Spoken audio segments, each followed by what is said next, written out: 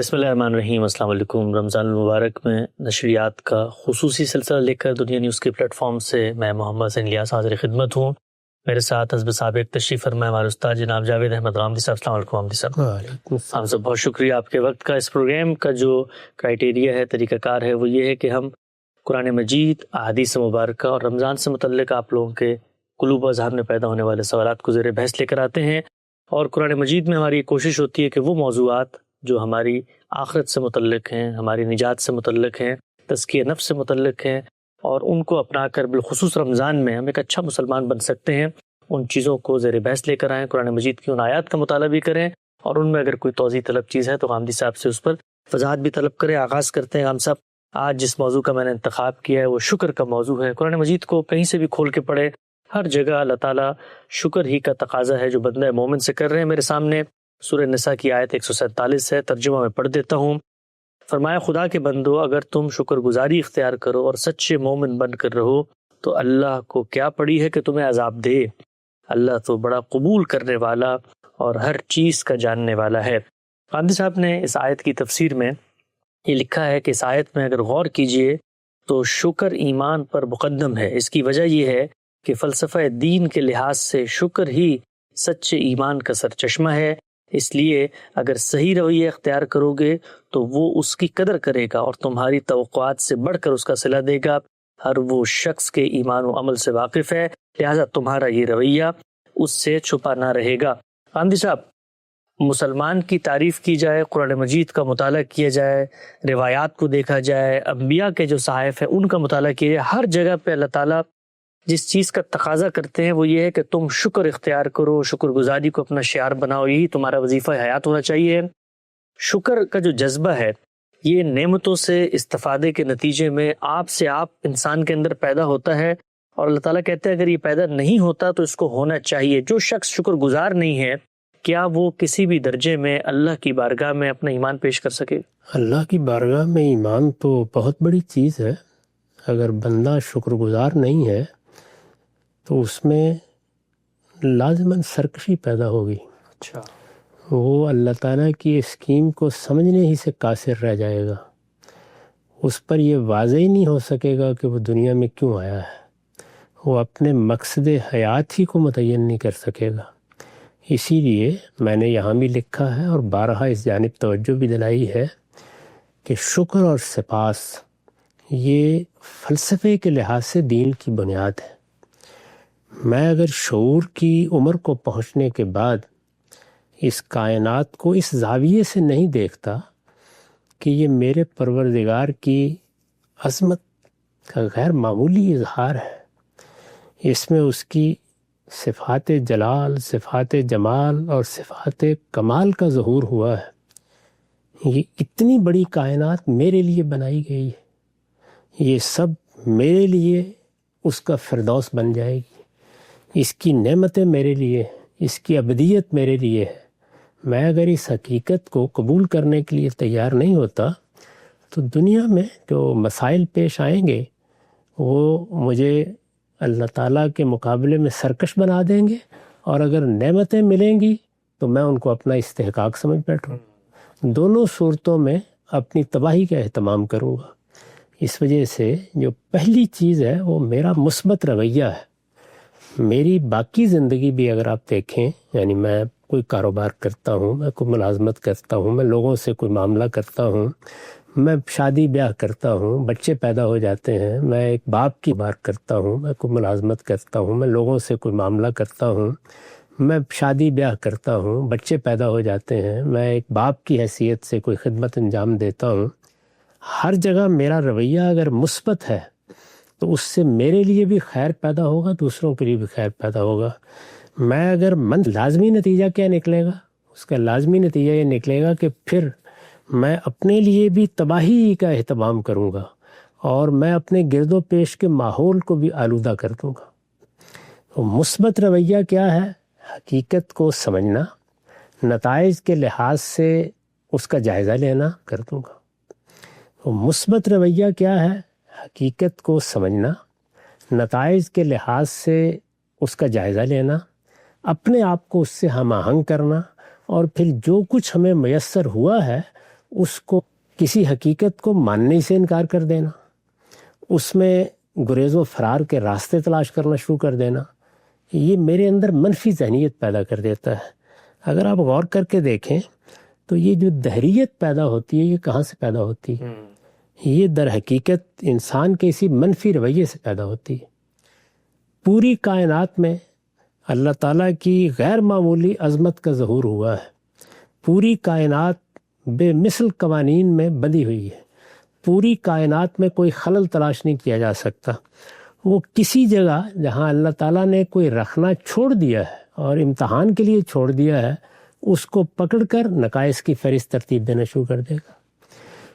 انسان اس دنیا میں آتا ہے، ماں باپ کی آغوش میں ڈالا جاتا ہے، بالعموم اللہ کی رحمتیں ہی اس پر سایہ افکن رہتی ہیں، اس کو بہت سی صلاحیت۔ انسان اس دنیا میں آتا ہے، ماں باپ کی آغوش میں ڈالا جاتا ہے، بالعموم اللہ کی رحمتیں ہی اس پر سایہ افکن رہتی ہیں، اس کو بہت سی صلاحیتیں دی گئی ہیں۔ علم مثبت زاویے سے دیکھیے تو معلوم ہوتا ہے کہ اس سے زیادہ اچھی تخلیق کیا ہو سکتی ہے پروردگار کی، لیکن انسان منفی زاویے سے دیکھتا ہے تو اس کو آلام نظر آتے ہیں، معاصی نظر آتے ہیں، زلزلے نظر آتے ہیں، طوفان نظر آتے ہیں، یعنی وہ اس حقیقت کو قبول کرنے کے لیے تیار نہیں ہوتا کہ میرا زاویہ نظر ہونا کیا چاہیے۔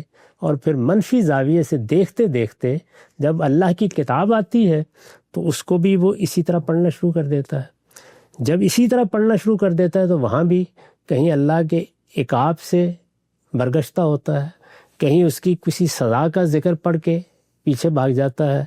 اس کے سامنے نہ رحمت کی آیات آتی ہیں، نہ اللہ تعالیٰ کی طرف سے عفو و درگزر کے معاملات آتے ہیں، نہ اس پوری اسکیم کو وہ سمجھنے کے لیے تیار ہوتا ہے، پھر جو کچھ منہ میں آتا ہے کہتا چلا جاتا ہے۔ تو یہ چیز کہاں سے پیدا ہوتی ہے؟ یہ منفی رویے سے پیدا ہوتی ہے۔ مثبت رویہ لازماً شکر گزاری کا احساس پیدا کرتا ہے۔ آپ باقی زندگی میں دیکھ لیں، یعنی انسان اگر ہوتی ہے، مثبت رویہ لازماً شکر گزاری کا احساس پیدا کرتا ہے۔ آپ باقی زندگی میں دیکھ لیں، یعنی انسان اگر باپ کی، ماں کی اس کو سامنے رکھے، باپ جس طرح بچوں کو پالتا ہے، ماں جس طرح اپنی آغوش تربیت میں راتیں جاگ جاگ کر گزارتی ہے اور بچے کی پرورش کرتی ہے، اس کو دیکھے تو شکر گزاری پیدا ہوگی، مثبت رویہ پیدا ہوگا۔ لیکن اگر منفی زاویے سے دیکھے تو کبھی ماں نے ڈانٹا ہوگا، کبھی تنبیہ کی ہوگی، کبھی ہو سکتا ہے کوئی غلط رویہ اختیار کر لیا ہو، پھر انسان اسی طرح غلطی، ماں نے ڈانٹا ہوگا، کبھی تنبیہ کی ہوگی، کبھی ہو سکتا ہے کوئی غلط رویہ اختیار کر لیا ہو، پھر انسان اسی طرح غلطیاں تلاش کرتا ہے۔ تو منفی اور مثبت رویے ہی انسان کے بارے میں طے کرتے ہیں کہ وہ خود کیا بنے گا، اور جب وہ خود کچھ بن جائے گا تو اس کا انجام کیا ہوگا۔ مثبت رویہ شکر گزاری کا رویہ ہے۔ شکر گزاری پیدا ہوگی تو پھر ایمان پیدا ہوگا، شکر گزاری پیدا ہوگی تو اس ایمان کے نتائج پر انسان کی نگاہ جائے گی۔ تو یہ شکر و سپاس ہے جو در حقیقت مثبت رویے کی بنیاد بنتا ہے۔ اگر اس کو آپ سادگی سے اختیار کر لیں تو انسان کی مثبت فکر ہے تو شکر پیدا ہوگا، اور منفی فکر ہے تو جزا فضا کے جذبات پیدا ہو جائیں گے۔ نقطہ واضح ہو گیا غام صاحب، کتنی اہمیت ہے شکر کی اور کیا فلسفہ ہے اس کے پس منظر میں۔ غام صاحب نے بڑی تفصیل سے اس کو واضح کیا۔ سورہ لقمان کی کچھ آیات میں آپ لوگوں کی خدمت پر رکھتا ہوں جس میں یہی مضمون زیر بحث ہے۔ ارشاد فرمایا، ہم نے یہی حکمت لقمان کو بھی دی اور ہدایت فرمائی تھی کہ اللہ کا شکر ادا کرو، اور جو شکر ادا کرے گا تو وہ اپنے ہی لیے شکر کرے گا، اور جو ناشکری کرے گا تو اللہ کو اس کی کچھ پرواہ نہیں، اس لیے اللہ بے نیاز ہے، وہ اپنی ذات میں ستودہ صفات ہے۔ غامدی صاحب نے اس کی تفسیر میں لکھا ہے، یہ شکر حکمت کا اولین ثمر ہے۔ تمام حقوق اللہ اور حقوق العباد کی معرفت اسی سے پیدا ہوتی ہے۔ اللہ کی کتاب جس حکمت کو لے کر نازل ہوئی ہے اس کی بنیاد یہی شکر گزاری ہے۔ اگر یہ چیز نہ ہو تو انسان کے اندر ان صفات میں سے کوئی بھی صفت پیدا نہیں ہو سکتی جس کا ذکر قرآن مجید کے اندر بے تحاشا مقامات پر بھی ہوا اور اس صورت میں بھی۔ ہم سب ایک بندہ اس دنیا میں شعور کی آنکھ کھولتا ہے تو دیکھتا ہے کہ ہر طرف نعمتیں ہیں، ایک نعمتوں کا بے پناہ سیل رواں ہے جس نے اس کا احاطہ کیا ہوا ہے۔ ہر طرف آپ خارج میں دیکھیں تو آپ کو آفاق کے اندر اللہ کی نعمتیں، اللہ کی قدرت، اللہ کی حکمت نظر آتی ہے۔ یہ بہتے جھرنوں کا شور، یہ ہریاول سبززار، یہ بل کھاتی ندیاں، یہ آپ کو پہاڑوں کے سلاسل، اور پھر اس کے اندر خدا کی غیر معمولی قدرت کا ظہور نظر آتا ہے کہ خالق ہے۔ اپنے اندر دیکھتا ہے تو اللہ تعالیٰ نے انسان کو جمالیاتی شعور دیا، اخلاقی شعور دیا، اسی طریقے سے اس کے اندر یہ تمام کے تمام عقلی معاملات کو پیوست کر دیا ہے. ہم بندہ مومن ہوتے ہوئے غام صاحب اپنے اندر سے یہ محسوس کرتے ہیں کہ کوئی منعم حقیقی ہے، اس کے ساتھ ہم نے اپنے تعلق کا اظہار کرنا ہے، لہٰذا اب شکر کا جذبہ ہے جو پھوٹے گا.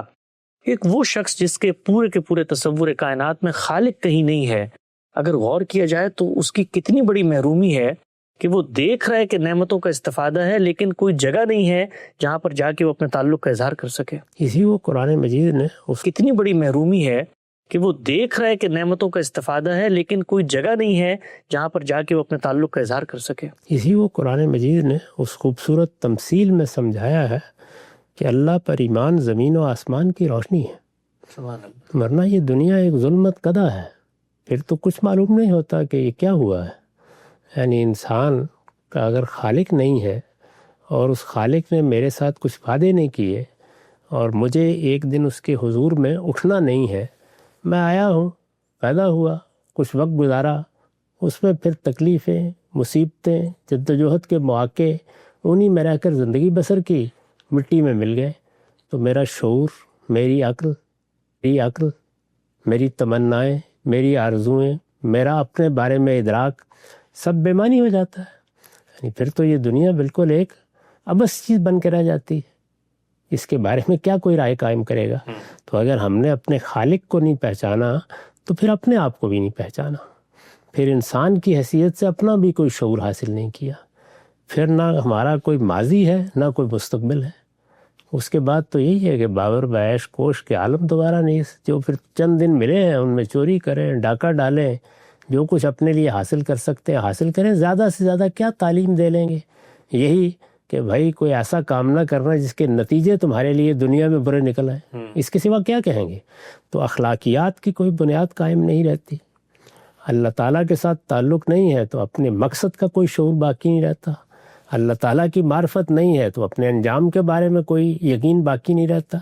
پھر تو یہ دنیا اندھیر نگری ہو کر رہ جاتی ہے. تو قرآن نے اسی کو بیان کیا، فما لہ من نور. اللہ نے اگر یہ روشنی نہیں دی، یعنی اپنے ساتھ تعلق کی یہ روشنی، اپنا شعور، تو پھر انسان کے لیے کوئی روشنی نہیں ہے، پھر اس کے لیے اندھیرا ہی اندھیرا. ٹھیک. اچھا ہم صاحب شکر کے حوالے سے قرآن مجید میں اللہ تعالیٰ یہ فرماتے ہیں لئن شکرتم لازیدنکم، اگر تم شکر کرو گے تو میں تمہیں اور دوں گا. یہ اللہ تعالیٰ کا کوئی وعدہ ہے یا یہ مطلب کہیں پر روب عمل ہوتا ہے کہیں پر نہیں ہوتا؟ یہ ایک رویے کا مظہر ہے کہ جب تم آدمی شکر گزار بنتا ہے تو خود اس کے لیے اتنے امکانات کھل جاتے ہیں کہ پھر اور نعمتیں اس کو ملتی ہیں. دونوں چیزیں. اس وقت انسان شکر گزار ہوتا ہے تو اس کے اندر ایک مثبت رویہ پیدا ہوتا ہے. مثبت رویہ جدوجہد پر آمادہ کرتا ہے، وہ زندگی کو صحیح زاویے سے دیکھنے کے لیے انسان کو آمادہ کرتا ہے. اس سے آپ منصوبہ بناتے ہیں، مایوسی سے نکلتے ہیں، کام کرنے کے لیے آپ ہاتھ پاؤں مارتے ہیں، اپنے سامنے بڑے مقاصد رکھتے ہیں، اپنا کوئی نصب العین متعین کرتے ہیں. ان چیزوں کو آپ پھر خاطر میں نہیں لاتے جو راستے میں رکاوٹ بنتی ہیں. تو یہ رویہ تو اس کے بغیر پیدا ہی نہیں ہو سکتا. یہ بہت بڑی چیز ہے. چنانچہ جب انسان میں یہ رویہ پیدا ہوتا ہے تو اس کے اپنے عمل کے بھی نتائج افزونی کا باعث بنتے ہیں. اور اس میں کیا شبہ ہے کہ اللہ تعالیٰ اپنے بندے کی ایک ایک چیز پر نگران ہے، پھر وہ اس کی کوششوں میں اپنی توفیق شامل کر دیتا ہے. اس میں کامیابی ہوتی ہے، اس میں سکینت حاصل ہوتی ہے. وہ 2 قدم آگے بڑھتا ہے، اس کے لیے 4 قدم آگے بڑھنے کے مواقع پیدا ہوتے ہیں. تو یہ در حقیقت ایک ایسا عمل ہے کہ جس میں جو کچھ آپ کرتے ہیں وہ بھی آگے بڑھنا شروع ہوتا ہے، اور جو کچھ اللہ کی توفیق ہے، اس کے فرشتوں کی جو اعانت حاصل ہوتی ہے، اس میں بھی افزونی ہونی شروع ہو جاتی ہے. اسی کو برکت سے تعبیر کیا جاتا ہے کہ پھر انسان کی توفیق ہے، اس کے فرشتوں کی جو اعانت حاصل ہوتی ہے اس میں بھی افزونی ہونی شروع ہو جاتی ہے.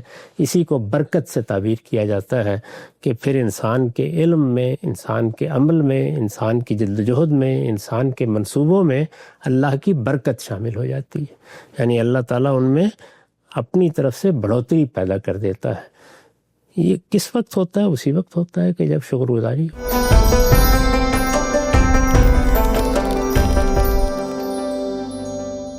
رمضان کے اندر نشریات کا خصوصی سلسلہ جاری ہے دنیا نیوز کے پلیٹ فارم سے. آج ہم نے شکر کے حوالے سے قرآن مجید کے مضامین کا مطالعہ کیا. آگے بڑھاتے ہیں سلسلہ گفتگو کو. احادیث میرے سامنے ہے. ہم صاحب رمضان کے حوالے سے احادیث بھی ہم آپ کی خدمت میں رکھ رہے ہیں، اور ان میں اگر کوئی ایسا پہلو ہے جس کی بیان یہ توضیح مطلوب ہے، ہم صاحب سے ہم طلب کرتے ہیں. ہم سے روایت ہے سیدنا ابو ہریرہ سے اور ابو سعید خدری سے، فرماتے ہیں کہ اللہ کے رسول نے فرمایا یقیناً اللہ تعالیٰ ہر دن اور رات میں کچھ لوگوں کو جہنم سے آزاد فرماتے ہیں، اور ابو سعید خدری سے فرماتے ہیں کہ اللہ کے رسول نے فرمایا یقیناً اللہ تعالیٰ ہر دن اور رات میں کچھ لوگوں کو جہنم سے آزاد فرماتے ہیں، اور ہر مسلمان کے لیے ایک قبول کیے جانے والی دعا رکھی گئی ہے۔ باقی جو احادیث ہیں ان کی روشنی میں یہ بات واضح ہوتی ہے کہ رمضان سے متعلق یہاں پر بات ہو رہی ہے۔ ہم نے اکثر دیکھا ہے کہ اللہ تعالیٰ کی اسکیم میں کچھ چیزوں کو کچھ دوسری چیزوں سے متعلق کر دیے، کو تم پکارتے ہو تو بڑے قریب ہوتے ہو، اس طرح رمضان کے بعض مواقع ہیں، حج کے بعض مواقع ہیں۔ اس کی کیا حکمت ہے کہ بعض چیزوں کو جو روٹین میں جاری ہوتی ہیں ان کو ایونٹس کے ساتھ متعلق کر کے ان کی اہمیت بڑھا دی گئی ہے دین میں؟ اس لیے کہ اگر 24 گھنٹے انسان سے کوئی توقع کی جائے تو پھر تو کسی چیز کی ضرورت ہی نہیں، پوری کر لیں، ان کی اہمیت بڑھا دی گئی ہے دین میں۔ اس لیے کہ اگر 24 گھنٹے انسان سے کوئی توقع ہو، انسان غفلت شعار ہوتا ہے جی، وہ اپنے کاموں میں الجھ جاتا ہے، وہ غلطیوں اور کوتاہیوں کی زندگی میں غلطان ہو جاتا ہے، تو اس کے لیے پھر کچھ مواقع پیدا کرتی ہے، اللہ کی رحمت کے مواقع پیدا کرتی ہے کہ وہ متوجہ ہو جائے۔ ہر وقت متوجہ ہونا چاہیے، ہر وقت اللہ کی بارگاہ میں حاضر ہونا چاہیے، ہر وقت دعا کرنی چاہیے، 5 وقت کی نماز اسی لیے ہے۔ لیکن اگر انسان نے اس سے فائدہ نہیں اٹھایا تو پھر غلطان ہو جاتا ہے، تو اس کے لیے پھر کچھ مواقع پیدا کرتی ہے، اللہ کی رحمت کے مواقع پیدا کرتی ہے کہ وہ متوجہ ہو جائے۔ ہر وقت متوجہ ہونا چاہیے، ہر وقت اللہ کی بارگاہ میں حاضر ہونا چاہیے، ہر وقت دعا کرنی چاہیے، 5 وقت کی نماز اسی لیے ہے۔ لیکن اگر انسان نے اس سے فائدہ نہیں اٹھایا تو پھر وہ پروردگار اپنی رحمت کے دروازے کھولتا ہے اور مواقع متعین کر دیتا ہے۔ اچھا، تم نے غلطی کی، تم کوتاہی میں پڑے رہے، تم متوجہ نہیں ہوئے، تم نے اپنے آپ کو غفلت کی نظر کر دیا، آؤ جمعے کا دن آ گیا ہے، ہو سکتا ہے کہ یہی وقت تمہارے لیے بیداری کا وقت بن جائے، عمرہ کرنے کے لیے آ جاؤ، اپنے پروردگار کی بارگاہ میں حاضری کا فیصلہ کر لو۔ رمضان کا مہینہ آ رہا ہے، یہ پورا مہینہ اللہ کی رحمت برستی رہے گی، اس میں اٹھو، دعا کر لو، توبہ کر لو، رجوع کر لو، اپنے پروردگار کو پکارو۔ تو یہ انسان کی اس کمزوری کا لحاظ کر کے یہ سب چیزیں مقرر کی گئی ہیں کہ ہر وقت بیدار رہے، پھر تو پیغمبروں کے درجے میں پہنچ جائے گا۔ لیکن سارے انسان ایسے نہیں ہوتے، دنیا میں کروڑوں اربوں کی تعداد میں انسان ہیں، ان میں کمزور لوگ بھی ہوتے ہیں، غفلت شعار بھی ہوتے ہیں، ان میں بعض اوقات سرکشی بھی آ جاتی ہے، ان کو ان کا پروردگار ان مواقع پر پکارتا ہے۔ تو اس سے مقصود یہ ہوتا ہے کہ اگر اس وقت غفلت ہے، چلیں اس موقع پر بیداری ہو جائے، اس وقت سرکشی ہے تو اللہ غفلت ہے، چلیں اس موقع پر بیداری ہو جائے، اس وقت سرکشی ہے تو اللہ ندامت کی توفیق دے، اس وقت گناہ میں پڑے ہوئے ہو تو فلاں موقع کے اوپر اٹھو، اور اٹھ کر اس طرح انسان آنکھیں ملتا ہوا دنیا کو دیکھتا ہے تو دیکھیں اس کا پروردگار اس کو بلا رہا ہے۔ تو رمضان کا مہینہ ہے، جمعہ کا دن ہے، عمرہ ہے، حج ہے، اسی طرح دوسرے مواقع ہیں، وہ سب انسان کے لیے یہی مہلت پیدا کرتے ہیں۔ ڈاکٹر بالکل واضح ہو گیا ہم سب۔ ایک اور روایت ہے سیدنا جابر بن عبداللہ رضی اللہ تعالیٰ عنہ سے، فرماتے ہیں کہ اللہ کے رسول نے ارشاد فرمایا ہر افطار کے وقت اللہ بہت سارے لوگوں کو جہنم سے آزاد فرما دیتے ہیں، اور رمضان میں ایسا ہر شب ہوتا ہے۔ یہ بھی اللہ تعالیٰ کی غیر معمولی جو رحمت ہے اس کا اظہار ہوتا ہے کہ ایک بندہ مومن پورا دن اللہ کی خاطر اس نے اپنے خلوش پہ پابندی عائد کی، اور اب وہ اللہ ہی کے اذن سے اگر افطار کر رہا ہے تو اللہ کی جو بے پایاں رحمت ہے اس کا ظہور ہو رہا ہے۔ اللہ تعالیٰ اسی کو بیان کرنا چاہتے ہیں یہاں پہ۔ اس میں کیا شک ہے، روزہ اسی لیے بہت بڑی عبادت ہے۔ اللہ نے حکم دیا، ہم نے مہر لگا لی، پانی کا ایک قطرہ بھی حلق میں نہیں جائے گا۔ ساری جبلتیں اندر سے زور کر رہی ہیں، لیکن انسان کہتا ہے کہ میرے پروردگار کا حکم نہیں ہے۔ تو افطار کا وقت تو در حقیقت ایک بڑی مسرت کا ہوتا ہے کہ جس ذمہ داری کو ہم نے قبول کیا تھا، جس مشقت میں ہمیں ڈالا گیا تھا، جس امتحان میں ہم پڑے تھے، اس سے کامیابی کے ساتھ نکل آئے۔ یعنی اللہ تعالیٰ نے تقاضا کیا تھا کہ فلاں وقت سے فلاں وقت تک تم نے اپنی جبلتوں کے اظہار پر بھی یا ان کے تقاضوں پر بھی پابندی لگا لینی ہے، تو مجسم اطاعت بنے رہے، کیونکہ وہ جبلتیں تو ایسی ہیں کہ اندر سے زور کر رہی ہوتی ہیں اور ہر قدم پر انسان کو وہ اپنے راستے پر لے جانا چاہتی ہیں۔ تو ان میں اگر انسان سے، وہ جبلتیں تو ایسی ہیں کہ اندر سے زور کر رہی ہوتی ہیں اور ہر قدم پر انسان کو وہ اپنے راستے پر لے جانا چاہتی ہیں، تو ان میں اگر انسان ثابت قدم رہا ہے اور پھر افطار کے موقع پر جب اللہ کا اذن آ گیا تو یہ تو ایسے ہی ہے کہ جیسے دنیا سے لوگ اٹھیں گے اور جب وہاں فرشتے استقبال کریں گے تو کیا مسرت ہوگی آدمی، رب کعبہ کی قسم کامیابی حاصل ہو گئی۔ تو افطار کامیابی کا موقع ہے کہ میں نے اللہ کی اطاعت کا حق اپنی ہمت اپنی استطاعت کے مطابق ادا کر دیا، کامیابی حاصل ہو گئی۔ تو افطار کامیابی کا موقع ہے کہ میں نے اللہ کی اطاعت کا حق اپنی ہمت اپنی استطاعت کے مطابق ادا کر دیا ہے۔ اس سے زیادہ کون سا اچھا وقت ہو سکتا ہے؟ اس وقت آدمی دعا کرتا ہے، اپنے رب سے کچھ مانگتا ہے تو وہ بھی مسرت کے ساتھ دیتا ہے، وہ بھی خوشی کے ساتھ دیتا ہے کہ میرے بندے نے میری اطاعت کا حق ادا کیا۔ بالکل نقطہ واضح ہو گیا۔ ایک اور روایت مختصر سی ہم سب حضرت ابو ہریرہ کی روایت ہے، وہ کہتے ہیں کہ اللہ کے رسول نے فرمایا 5 نمازیں اور جمعے سے دوسرے جمعے تک اور رمضان دوسرے رمضان تک درمیان میں ہونے والے گناہوں کا کفارہ بن جاتا ہے، بشرط یہ کہ وہ کبیرہ گناہوں سے پورا سال بچا رہے۔ ہم سب یہ کیا پہلو ہے؟ یعنی ہم نے تو یہ سنا ہے کہ جی وَمَن يَعْمَلْ مِثْقَالَ ذَرَّةٍ خَيْرًا يَرَهُ وَمَن يَعْمَلْ مِثْقَالَ ذَرَّةٍ شَرًّا يَرَهُ، چھوٹا سا بھی گناہ ہوگا تو وہ روز آخرت پیش کر دیا جائے گا۔ لیکن آپ اگر آپ نے 5 نمازیں پڑھی ہیں، کوئی چھوٹی موٹی غلطی کوتاہی ہوگی تو اللہ تعالیٰ کیا اس کو معاف کرتے چلے جاتے ہیں؟ یہ تو اللہ تعالیٰ نے قرآن مجید میں کئی جگہوں پر بشارت دی ہے کہ اگر انسان نے اپنے آپ کو بڑے گناہوں سے بچائے رکھا ہے تو نکفر عنہم سیئاتہم، چھوٹے چھوٹے گناہ یا ان گناہوں کے مقدمات میں انسان اگر مبتلا ہوا ہے تو یہ معاف ہو جاتے ہیں اور خود بخود معاف ہو جاتے ہیں۔ پھر ان کی معافی کے اسباب کبھی جمعے کی نماز سے، کبھی عمرے سے، کبھی رمضان کے روزوں سے پیدا ہوتے رہتے ہیں۔ رمضان میں بہت بشارت دی گئی ہے کہ اگر بندہ اللہ کی طرف رجوع کر رہا ہے اور اس روزے کی حقیقت کو پہچان کر روزے رکھ رہا ہے اور اس کے پیش نظر اس کے باطن میں یہی چیز ہے کہ میرے اندر تقویٰ پیدا ہو، میں اپنے رب سے ڈرنے والا بن جاؤں، میں اس کی ہدایت کا پیروکار ہو کر زندگی بسر کروں، تو ایک ایک لمحہ اس کے لیے معافی کا ذریعہ بنتا چلا جاتا ہے۔ یہ انسانی رویے ہیں در حقیقت، وہ اگر اندر سے رویے درست ہو گئے ہیں تو اللہ تعالیٰ کے ہاں پھر رحمتیں ہی رحمتیں ہیں، اللہ تعالیٰ کے ہاں پھر نعمتیں ہی نعمتیں ہیں، پھر اس کا انجام اللہ کا فردوس ہے۔ اس میں یہاں پر بھی ایک قلب مطمئن حاصل ہوتا ہے، اور وہ بشارت بھی انہی لوگوں کے لیے ہے کہ اے میرے بندو آؤ اس جنت میں داخل ہو جاؤ جو میں نے تمہارے لیے تیار کر رکھی ہے۔ یہ سب اسی کا صلہ ہے کہ انسان نے اپنے آپ کو لوٹایا، رجوع کیا، تائب ہوا، ندامت پیدا ہوئی، اپنے پروردگار کو پہچانا، موقع ملا تو اس سے فائدہ اٹھا لیا ہے تو پھر رحمت ہی رحمت۔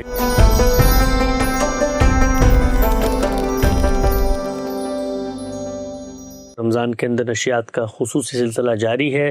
ہم لوگ رمضان سے متعلق حدیث کا مطالعہ کر رہے تھے۔ آگے بڑھاتے ہیں سلسلہ گفتگو کو۔ آپ حضرات کی جانب سے رمضان ہی میں موصول ہونے والے کچھ فقہی نوعیت کے سوالات قاضی صاحب کی خدمت میں رکھتے ہیں۔ ہم سب کچھ خواتین سے ہمیں سوالات موصول ہوئے ہیں، میں آپ کی خدمت میں رکھتا ہوں۔ کہتی ہے کہ رمضان میں خواتین کا زیادہ وقت کچن میں گزرتا ہے، ان کو مختلف قسم کے کھانے وغیرہ بنانے پڑتے ہیں۔ اس کا لازمی نتیجہ نکلتا ہے کہ ان کی بہت سی عبادات چھوٹ جاتی ہیں۔ مثال کے طور پہ تہجد کی نماز ادا کرتے وقت اس وقت سحری کا بندوبست کرنا ہوتا ہے تو وہ لازماً چھوٹ جاتی ہے۔ تو کیا ہمیں سحر و افطار کا بندوبست کرنا چاہیے یا اس کے برعکس عبادتوں پہ توجہ دینی چاہیے؟ ہم لوگ جو بر صغیر کے پس منظر کے لوگ ہیں، ظاہر بات ہے ہماری رمضان کے اندر خاص قسم کی ڈیمانڈز اور توقعات ہوتی ہیں گھر کی جو خواتین ہیں اپنی ماؤں سے اپنی بہنوں سے کہ وہ اہتمام کریں چیزوں کا، تو وہ یہ پوچھتی ہے کہ اس اہتمام میں ان کا تو بھلا ہو جاتا ہے لیکن ہم لوگ جو عبادت کرنا چاہیں اس کا اس بات کی کوشش کرنی چاہیے کہ رمضان کا مہینہ نہ مردوں کے لیے کسی اہتمام کی نظر ہو نہ عورتوں کے لیے۔ کوشش یہی کرنی چاہیے۔ اس کے لیے متبادل بندوبست اگر کیے جا سکیں تو بہت اچھی بات ہوگی، کم سے کم بار پڑے۔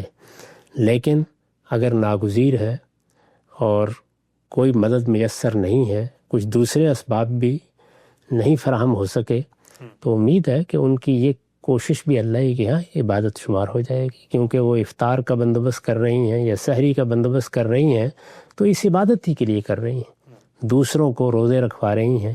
تو اللہ تعالیٰ کی مدد، اللہ تعالیٰ کی رحمت، اللہ تعالیٰ کا کرم اور اس کی عنایت کسی خاص صورت کی پابند نہیں ہوتی، بندے کے اندر کیا ہے۔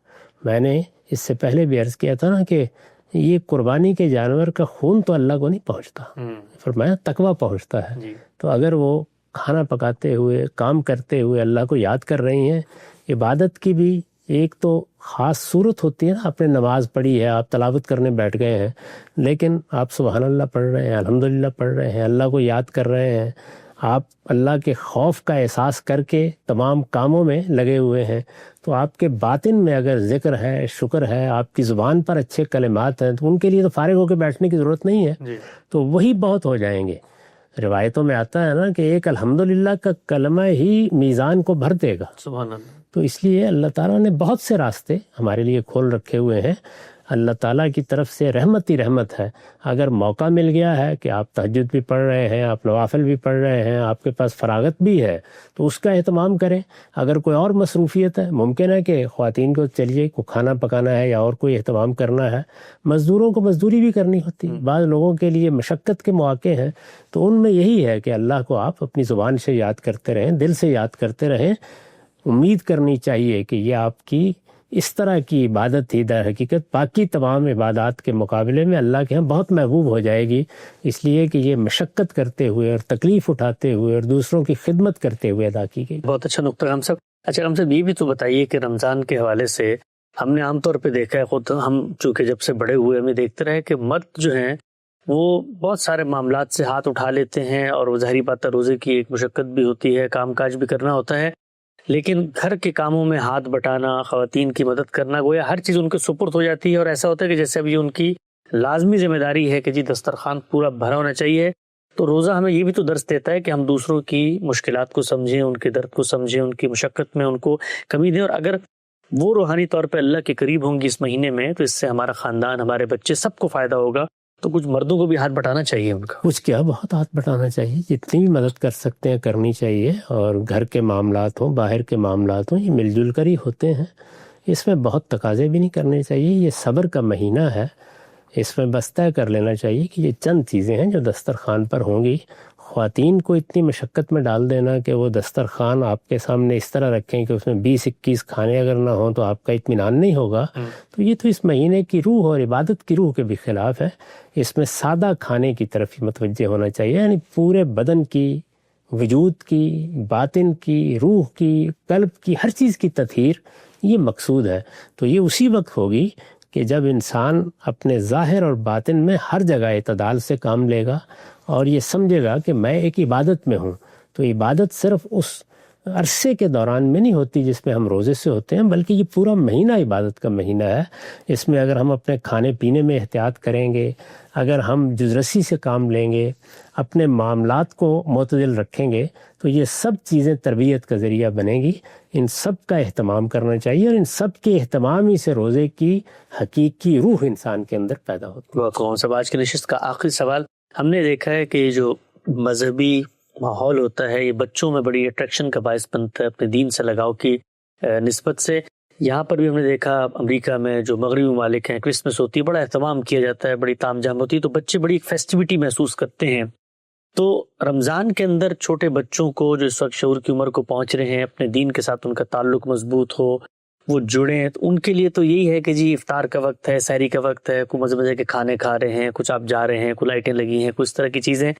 تو آپ کو نہیں لگتا ہم سب ہمارے ہاں جو یہ دینی مختلف ایونٹس ہوتے ہیں ان میں فیسٹیوٹی کی ذرا کمی ہوتی ہے، اور پھر اس کا نتیجہ نکلتا ہے کہ باقی جو فیسٹیولز ہیں دنیا بھر میں ہوتے ہیں اس میں بچوں کی بڑی دلچسپی ہوتی ہے، اور اسی سے پھر مغربی تہذیب کی طرف بھی ان کا جھکاؤ اور لگاؤ ہوتا ہے۔ تو کچھ تھوڑی بہت فیسٹیوٹی بھی تو پیدا ہونی چاہیے۔ اس میں کوئی شک نہیں، اس کے لیے دیکھیے 2 عیدیں مقرر کی گئی ہیں۔ رمضان کے مہینے میں بھی اگر مراسم کی حد تک کوئی چیز آپ اختیار کرتے ہیں جو بچوں کے لیے دلچسپی کا باعث بنے تو وہ قابل قبول ہی ہوگی، اس میں کوئی حرج کی بات نہیں ہے۔ لیکن جس چیز کو بچوں کو منتقل ہونا چاہیے وہ یہ کہ بہرحال یہ میلہ نہیں لگا، یہ عبادت ہے، تو عبادت کی روح قائم رہے، عبادت کا پیغام بچوں تک پہنچے، آپ کے پورے گھر میں عبادت کی فضا بنے، یہ چیز ہی ہے در حقیقت جو مقصود ہے۔ اگر ہم اس کو بالکل میرے ٹھیلے میں بدل دیں گے تو اس کے نتیجے میں تو عبادت ختم ہو جائے گی، اور پھر وہ کام جو ہمیں عید پر یا عید کے بعد کرنے تھے، عید کے بعد اب 2-3 دن ہوتے ہیں جس میں یہ سب چیزیں کریں، اور بچوں کو بھی اس میں جو کچھ بھی انہوں نے کرنا ہے اس میں ان کی مدد بھی کریں۔ لیکن رمضان میں اتنا ہی ہونا چاہیے جتنا ایک عبادت کی روح کے ساتھ مطابقت رکھتا ہو۔ اس سے زیادہ ہو جائے گا تو پھر وہی حال ہو جائے گا جو ہمارے یہاں ہوتا ہے کہ لوگ بجائے اس کے کہ خلوت میں جائیں اور اپنے گناہوں پر غور کریں اور اپنی تربیت محنت کریں اور اپنے تزکیے کی طرف متوجہ ہوں، پھر رات بھر کی مجالس ہونا شروع ہو جاتی ہیں اور اسی میں لوگ اپنا وقت ضائع کرتے رہتے ہیں اور ان کی باطن کی طرف توجہ ہی نہیں ہوتی۔ نقطہ بالکل واضح ہو گیا۔ رمضان کے اندر آمدی صاحب کے ساتھ ہم یہاں موجود ہیں، قرآن مجید، احادیث اور آپ لوگوں کے مسائل اور سوالات کو لے کر۔ وقت یہاں پہ ختم ہوتا ہے، کل دوبارہ ملیں گے، اب تک آپ کو بہت شکریہ۔